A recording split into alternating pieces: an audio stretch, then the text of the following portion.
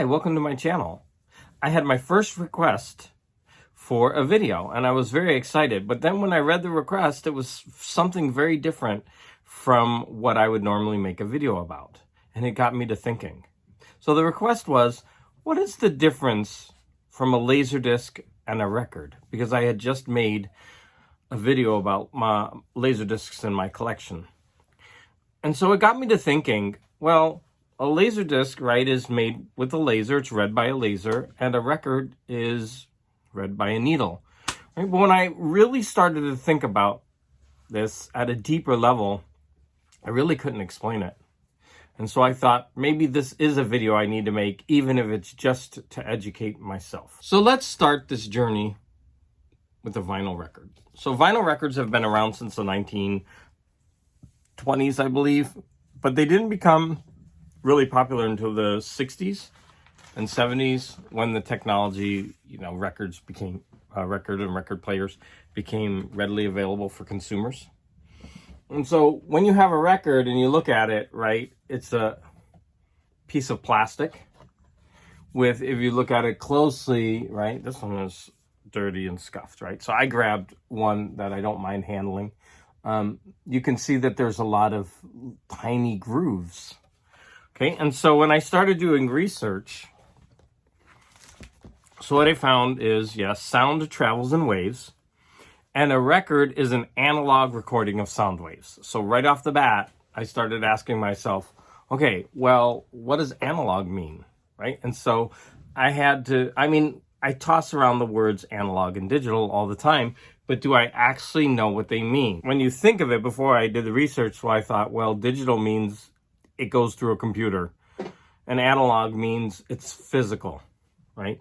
But when I looked it up, so an analog signal is a continuous signal which represents physical measurements. So yeah, it's physical. And digital signals are discrete time signals generated by digital modulation. Another thing is that analog is electric pulses of varying amplitude, whereas digital is binary, zeros and one. Okay, so to be honest, I do not understand that at a deep level, right? But for the purposes of this video, we're gonna stop there. Basically, we're gonna stick with the idea that analog, it's physical and varying, whereas digital is computer-based. There's only two, there's zeros and ones. So the waves of sound, when it's recording, moves a needle head, which cuts the grooves. And it's those depths of the grooves that shape the sound wave. Now, it's way more complicated than that. It goes like really more complicated, but on at the surface level, right? So you have a needle and the sound, the type of sound cuts the grooves, right? And that's how you get the varying amplitude, okay? And so when you play a record, the needle has to be tipped with some kind of hard substance like a diamond. And the needle actually moves a magnet and a coil, which produces a fluctuating electric current. And that current is sent to the speakers, and the speakers convert the current back into kinetic movement when the speakers vibrate. Today, we are going to also look at the evolution of the various media. So we're going to go from vinyl to 8-track, 8-track to cassette. That's for audio. But along the way, video was added.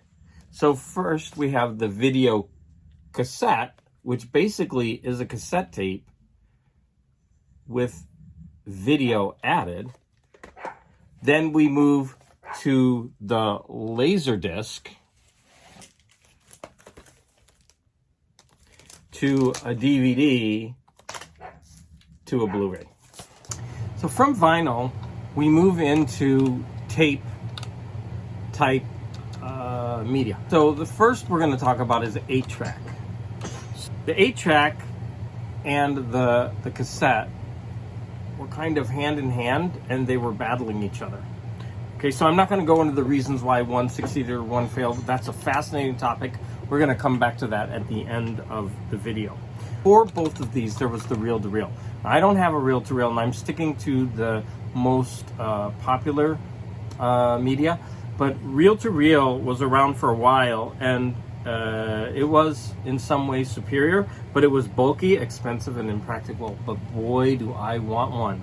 So that's something for the future for me. But 8-tracks and cassettes were great for their portability, right?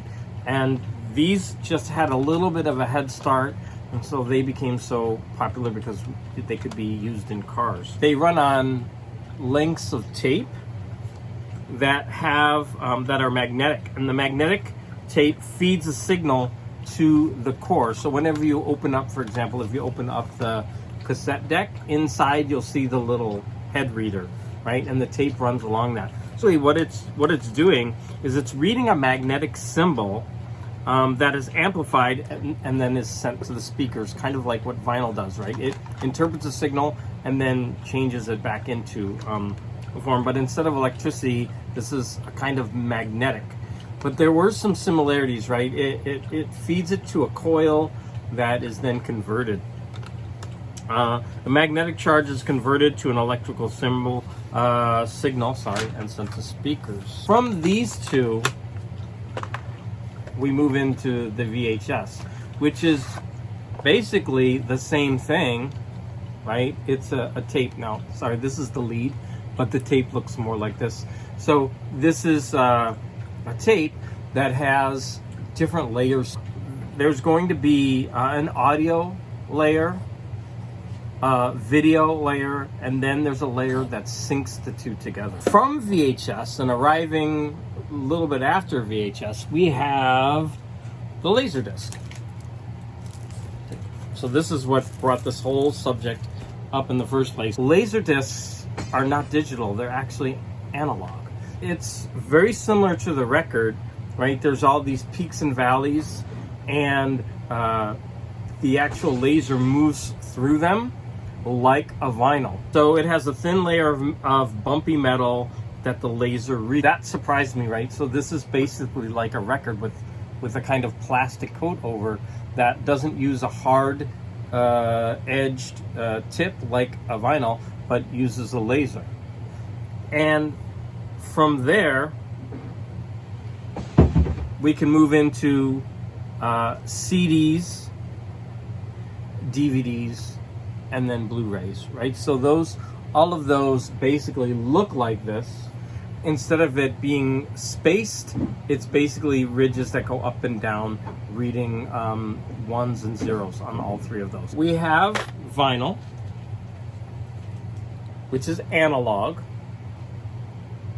And then we move into magnetic tape, audio, magnetic tape that has audio and visual.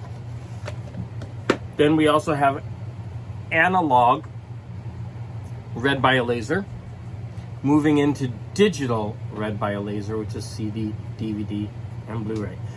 Whew! And there we go. All right, so I hope, along with me, that you learned something through my research. Now, to end this, I would like to talk about a couple of interesting topics of where you can go from here. So first off, I want to talk about a YouTuber that I've been watching for a couple of years. His name is, or the channel name is Techmoan, Techmoan. I highly recommend that you search him out, because what he does is he buys all kinds of old tech and he restores them and he compares them, right? And what it was like to what was out at the time and to now. Any kind of product that came out but lost in the format wars. And that is the final topic that I want to talk to you about. Okay, so the format wars are basically companies who put out products and then one wins out over the other. Or the ones that you'll probably know off the top of your head are, for example, VHS versus Beta, which then leads into VHS Beta versus Laserdisc. So they were all fighting at the same time. But there was also the HD DVD versus Blu-ray. I don't know if you remember, but Blu-ray was by Sony and HD DVD was Microsoft in the Xbox. Because I remember my Xbox, I had a HD DVD reader. And then you had the format wars of the cassette versus the 8-track, and so on. So, but there are so many types of tech out there that lost out for one reason or the other. And once you start scratching at the surface, it becomes really interesting, a really interesting deep dive. So one great place to start your journey would be Techmoan's site, since he gathers all this old tech and all these old formats, and he investigates and restores them. So thank you very much for watching my video. I hope that you learned something from it. I certainly did. I improved a misconception that I have, and I'm thinking that this is going to help me dig a little bit deeper into the technologies and the media that I love so much.